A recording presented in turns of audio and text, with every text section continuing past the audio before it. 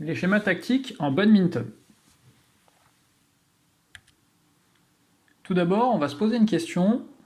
La tactique, c'est quoi? Eh bien, de manière simple, on pourra dire que c'est l'ensemble des actions mises en œuvre pour gagner le point, et donc t'amener à la victoire. Nous allons prendre l'espace de jeu du terrain de badminton.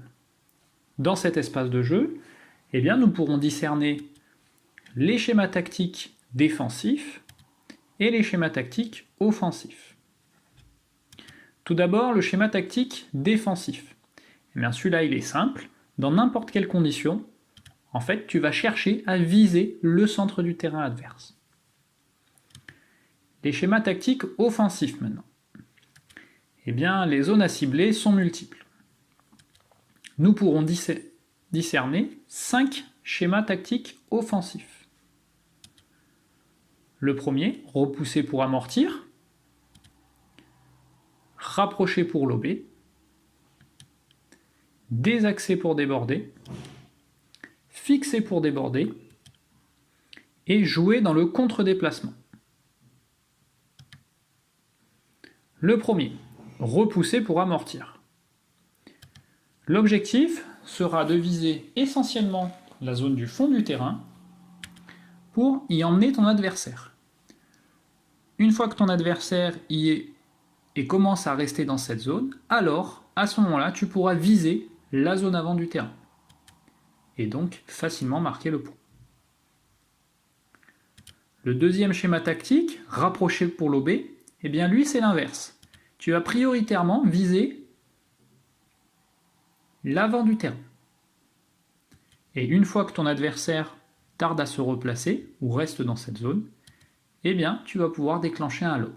Et donc, encore une fois, facilement marquer le point. Le troisième schéma tactique, offensif, est désaxer pour déborder. Cette fois-ci, tu vas viser d'un côté du terrain, afin qu'encore une fois, ton adversaire s'y déplace.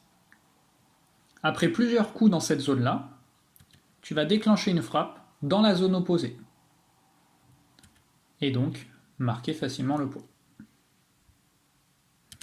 De manière plus précise, nous avons le fixer-déborder, le quatrième schéma tactique offensif. Lui consiste à viser une zone plus étroite afin que l'adversaire reste dans cette zone. Et puis le débordement se fait dans une autre zone, elle aussi plus précise. C'est le fixer pour déborder. Enfin, le dernier schéma tactique offensif est jouer dans le contre-pied. Jouer dans le contre-pied ou dans le contre-déplacement vise à attendre que l'adversaire se replace et au moment de son replacement, je vise la zone où il était juste avant. Ce qui le contraint à s'arrêter, changer de direction et revenir sur ses pas. Action très difficile qui peut donc facilement t'apporter le point. Maintenant que nous avons vu les 5 schémas tactiques offensifs et le schéma tactique défensif, eh bien, pourquoi les connaître? Eh bien, la première plus-value de cela, c'est de jouer de manière réfléchie. En effet, si à une période du match tu te sens très fatigué avant une pause, avant la fin d'un set, eh bien, tu peux décider de choisir d'adopter un schéma tactique défensif qui t'apportera évidemment plus de repos.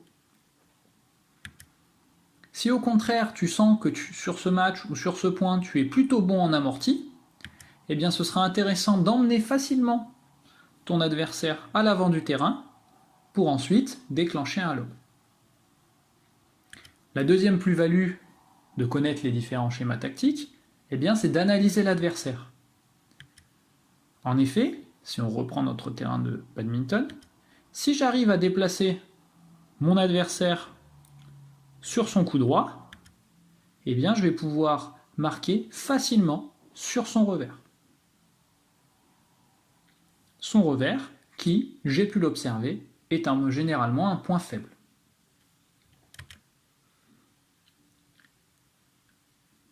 Voici la fin de cette vidéo. Les schémas tactiques en badminton, à toi de les appliquer et à toi de jouer.